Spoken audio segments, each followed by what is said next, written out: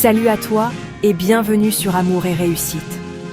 Aujourd'hui, on va parler d'un sujet essentiel, la prise de conscience en amour. Oui, tu sais, ce moment où on ouvre les yeux sur nos relations, nos schémas, nos fonctionnements. Bref, un sujet passionnant et tellement important quand on veut vivre des relations amoureuses épanouies et durables. Pourquoi certaines relations réussissent, tandis que d'autres échouent ? Pourquoi répète-t-on parfois les mêmes erreurs sans s'en rendre compte ? C'est ce qu'on va décortiquer ensemble aujourd'hui. Reste bien jusqu'à la fin, car ce que je vais partager avec toi pourrait littéralement transformer ta vie amoureuse. Prêt à en savoir plus ? C'est parti. On va commencer par un sujet qui me parle énormément et que j'ai appris à apprivoiser avec le temps, nos schémas amoureux. Figure-toi que la plupart des gens entrent dans une relation sans vraiment comprendre leurs propres schémas émotionnels. On est un peu comme des bateaux qui naviguent à vue, sans carte, sans boussole. Et devinez quoi ? On attire souvent le même type de personnes. Et si ça se termine mal, on se demande pourquoi. La réponse est souvent à chercher en nous, dans ces fameux schémas. Par exemple, une personne qui a peur de l'abandon, et croyez-moi, c'est quelque chose que je connais bien, risque inconsciemment d'attirer des partenaires instables ou distants. C'est un peu comme si on recréait inconsciemment les conditions de nos peurs pour essayer de les surmonter. Alors, comment briser ce cercle vicieux ? La première étape, c'est la prise de conscience. Prends un moment pour analyser tes relations passées. Quels sont les points communs ? Y a-t-il des schémas qui se répètent ? Écris-le, note tout ce qui te vient à l'esprit. Quel type de partenaire as-tu tendance à attirer ? Quelles sont tes réactions face aux conflits, aux marques d'affection, aux moments difficiles ? N'aie pas peur d'aller en profondeur. C'est en explorant nos zones d'ombre qu'on laisse entrer la lumière. Plus tu seras conscient, de tes schémas, plus tu seras en mesure de les comprendre et de ne plus les laisser dicter tes choix amoureux. On entend souvent dire que pour aimer quelqu'un, il faut d'abord s'aimer soi-même. Cliché ? Peut-être. Vrai ? Complètement. Beaucoup pensent que l'amour dépend de l'autre, que c'est l'autre qui a le pouvoir de nous rendre heureux. Mais en réalité, tout commence par soi. On ne peut pas attendre du partenaire qu'il nous rende heureux si on ne l'est pas déjà par nous-mêmes. C'est comme vouloir puiser de l'eau dans un puits vide, c'est impossible. Prends l'exemple de quelqu'un qui manque de confiance en soi, il aura toujours peur d'être trompé ou abandonné, ce qui peut créer des tensions et des conflits dans la relation. C'est un peu comme si on projetait nos propres insécurités sur l'autre. La solution ? Apprendre à s'aimer, à se respecter, à se faire confiance. Plus on s'aime et on se valorise, moins on a besoin de la validation de l'autre. On devient alors libre d'aimer sans dépendance, sans peur, sans jeu de pouvoir. Alors, comment faire pour s'aimer davantage ? Il existe plein de méthodes, la méditation, le développement personnel, le sport, les activités créatives. L'important, c'est de trouver ce qui te fait du bien, ce qui te permet de te connecter à toi-même et de nourrir ton estime personnelle.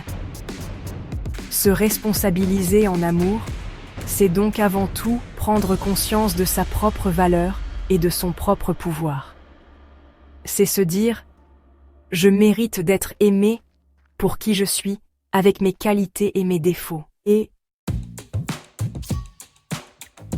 Chapitre 3. Adieu les contes de fées. Bonjour l'amour réaliste. On a tous grandi avec des histoires d'amour parfaites. Des contes de fées où les amoureux vivent heureux pour toujours. Le problème, c'est que la réalité est souvent bien différente. L'un des plus grands pièges en amour, c'est d'idéaliser son partenaire. On lui attribue des qualités qu'il n'a pas forcément. On projette sur lui nos propres désirs et nos propres manques. Et forcément, quand la réalité reprend ses droits, c'est la douche froide. Attendre que l'autre comble tous nos besoins est une recette pour la déception. Personne ne peut être tout pour nous. Et heureusement, C'est en acceptant l'autre dans sa globalité, avec ses qualités et ses défauts, qu'on construit une relation authentique et durable. Et qui dit relation authentique dit communication. Et oui, on en a parlé dans le chapitre précédent, mais c'est tellement important que ça mérite qu'on s'y attarde encore un peu.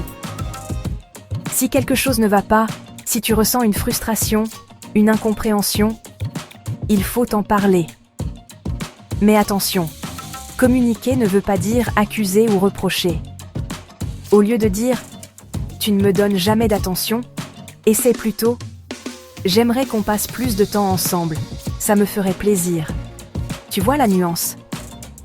La communication bienveillante, c'est la clé d'une relation saine et épanouie. N'aie pas peur de t'exprimer, de dire ce que tu ressens, toujours avec respect et bienveillance. Chapitre 4. Lâcher prise, accepter, grandir, les clés d'un amour libre. On arrive au dernier chapitre de cette vidéo, et pas des moindres. On va parler de lâcher prise, d'acceptation et de croissance personnelle. Tout n'est pas sous notre contrôle en amour, et c'est ok. Parfois, il faut savoir accepter ce qui est, même si ce n'est pas ce qu'on avait imaginé. On peut faire tous les efforts du monde, si la relation n'est pas faite pour durer, elle ne durera pas. Et c'est ok. La vie est faite de rencontres, d'expériences, et chaque relation, même si elle se termine, nous apprend quelque chose sur nous-mêmes. La prise de conscience, c'est aussi savoir se poser cette question. Est-ce que cette relation me fait évoluer ou me détruit? Est-ce que je me sens libre d'être moi-même? Est-ce que je grandis aux côtés de cette personne? L'amour doit être un espace de croissance et non de souffrance. Si tu te sens étouffé, dévalorisé, malheureux, c'est peut-être le signe qu'il est temps de prendre du recul et de te demander si cette relation est vraiment faite pour toi. Lâcher prise, ce n'est pas abandonner. C'est accepter ce qu'on ne peut pas changer. C'est faire confiance à la vie et se dire que le meilleur reste à venir. Conclusion, l'amour conscient, un chemin vers soi et vers l'autre. Voilà, c'est déjà la fin de cette vidéo. J'espère qu'elle t'a plu et qu'elle t'aura apporté des clés pour mieux comprendre tes relations amoureuses.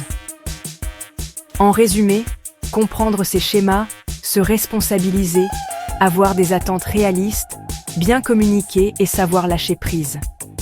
Ces 5 piliers sont essentiels pour construire des relations saines, authentiques et épanouissantes. L'amour conscient, c'est un amour où chacun se connaît, évolue et construit une relation basée sur la compréhension, le respect et la liberté d'être soi-même. Si cette vidéo t'a aidé, pense à liker, commenter et partager pour aider d'autres personnes à mieux vivre leurs relations. Abonne-toi à Amour et Réussite et on se retrouve très bientôt pour une nouvelle vidéo. À très vite!